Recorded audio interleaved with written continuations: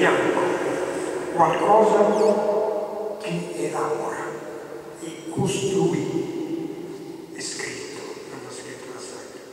Dunque già in quel momento la intenzione della divinità è di portare a perfezione il semilavorato della donna, la creatura femminile fin dall'inizio di quella confezione è un perfezionamento del semilavorato della prima impresa, del primo corpo. Ecco perché sarà quel perfezionamento che sarà capace di spiccare il frutto della conoscenza del bene e del male, che non porta nessuna colpa, anzi porta effetti collaterali grandiosi. Che cosa succede a quei due? Intanto che si spalancano gli occhi. Questa è la prima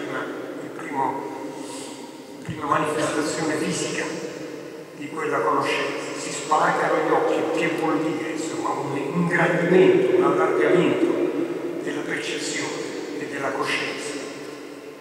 E poi si ritrovano nudi, nessuna specie animale sa di essere nuda.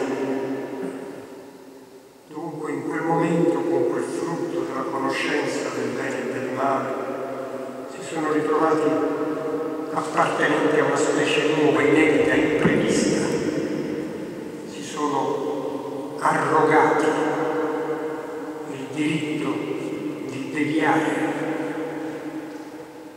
di inoltrarsi dentro un territorio sconosciuto, che è quello della libertà. E la divinità glielo concede. Non prende quei due, li distrugge e ne fa altri due più docili, no. E neanche dice alla donna che dovrà partorire con dolore, perché questa è una falsificazione di quella parola ebraica, una falsificazione deliberata di quella parola ebraica. Ve lo dico subito, prima di spiegare perché quella parola ebraica i traduttori sanno benissimo che non si traduce con dolore, perché 5 volte su 6 in altri passi della scrittura sacra quella parola la traducono diversamente, cioè con il significato di sforzo o di fatica. E allora quella divinità non sta per niente condannando al dolore il corpo femminile, da lui preferito perché confezionato meglio dell'Adamo. Ma sta dicendo a quella creatura che lei non avrà più la facilità, l'agilità, la naturalezza di gravidanza e parto che hanno gli altri animali, perché fisicamente si è trasformata e è diventata un'altra creatura, una creatura nuova, e avrà questa difficoltà supplementare nel concepimento della gravidanza e nel parto. Partirà con sforzo, con fatica, e subito dopo alla donna dice una cosa che non c'entra niente con lui, dice: maledetta la terra. Può essere mai che stia maledicendo la terra? No, sta anche lì facendo un'ottima, giusta constatazione. Quella creatura non si contenterà più, quell'uomo, quella donna non si contenterà più del frutto spontaneo che la terra produce, si accanirà col suo lavoro, col suo sforzo sopra quella terra per estrarre maggiore profitto, maggiore prodotto, sfrutterà la terra, e allora la terra sarà attraverso questo sfruttamento maledetta dal lavoro, dalla intenzione di accumulare di quella donna, incontentabile dello spontaneo, che piegherà la terra alla sua produzione, e allora la terra sarà maledetta dal suo sudore. E dopo queste due constatazioni e non condanna, prende delle tuniche di pelle e li veste, la fresca nudità di quei due per il gesto più affettuoso e più paterno o materno nei confronti di quelle due creature. Non c'è nessuna condanna. Eppure su questa condanna del corpo femminile, la donna che deve partorire con dolore, si è fondata tutta la subordinazione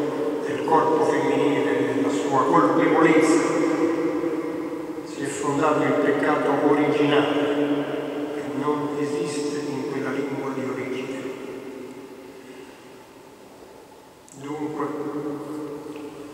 ecco che quella specie da cui siamo spiccati, secondo la storia sacra, quella specie, quella coppia da cui siamo spiccati, continua, generazione dopo generazione, a doversi spiegare, a dover aggiornare il suo catalogo del bene e del male, andando a tentoni, insomma, senza potersi avvalere della competenza delle generazioni successive. Ogni volta il bene e il male si presenta sotto forme e novità impreviste, impensate, e noi dobbiamo continuamente cercare di indovinare, tirare a indovinare a naso per orientarci dentro questa necessità di scegliere.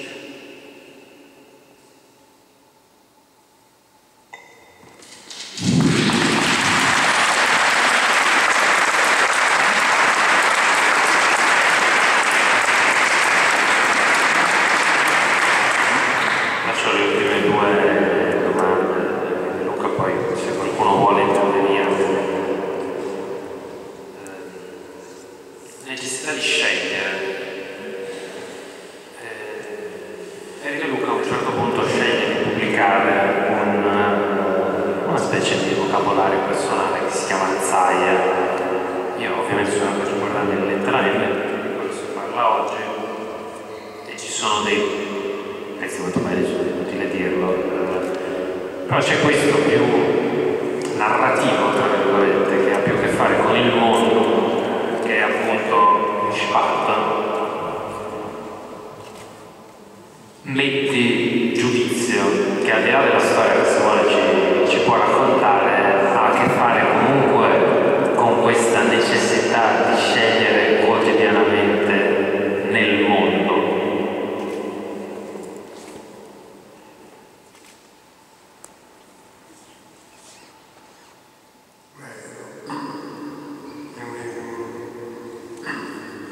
Un episodio che mi è capitato durante i viaggi che facevo durante la guerra del Bosnia, fatto per diversi anni, tra il 93 e il 97, i viaggi come autista di convoglio in quella guerra, autista di convoglio di cattolici,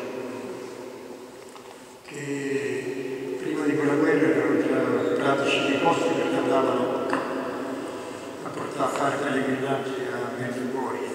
Poi dopo hanno trasformato durante la guerra quei pellegrinaggi in viaggi di pronto soccorso presso tutte le popolazioni e le parti rese, principalmente in Bosnia, le parti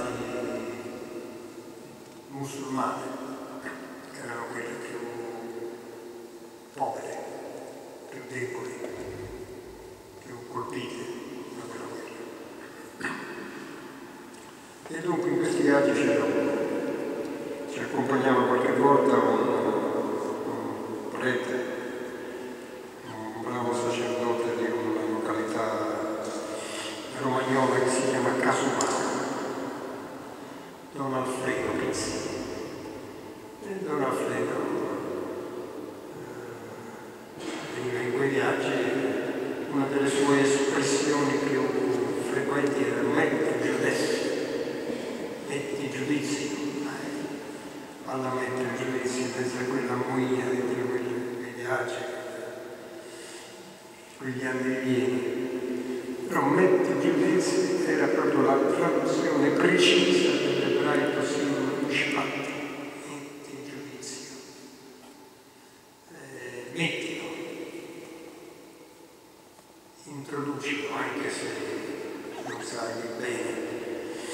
Non sai bene che cosa, se quel giudizio è giusto o no, ma mettilo come discriminante, come punto di inciampo anche. Non restare inerte, non restare indifferente o generico, relativista nei confronti di quello che ti succede davanti, quello che incontri, quello che inciampa davanti a te. Introduci il tuo criterio di giudizio, intervieni, e così è quello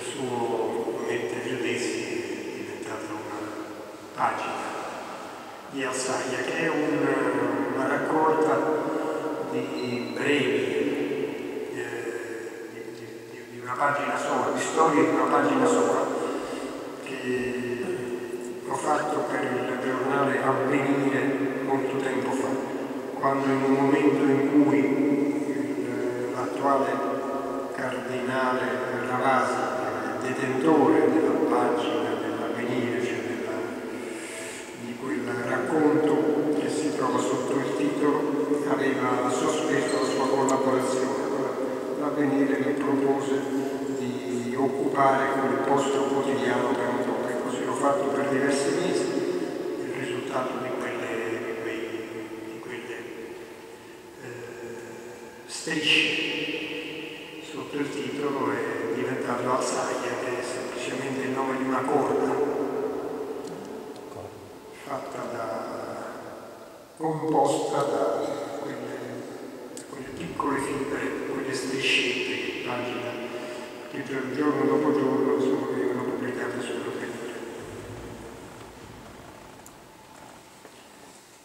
Come ti avevo preannunciato, io chiuderei questa prima parte, intanto abbiamo tempo per gli interventi, se sei d'accordo, con un'altra parola che inizia per lettera M, che è la parola mosca. Allora ti chiederei o di leggere o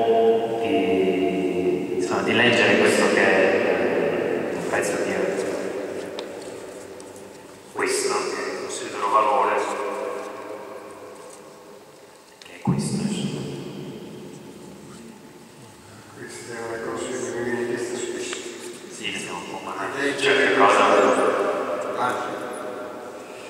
E così nella mia. E come capisco, insomma, in una piccola misura, una misura molto più piccola, quello che deve provare Baglioni quando gli chiedono di cantare questo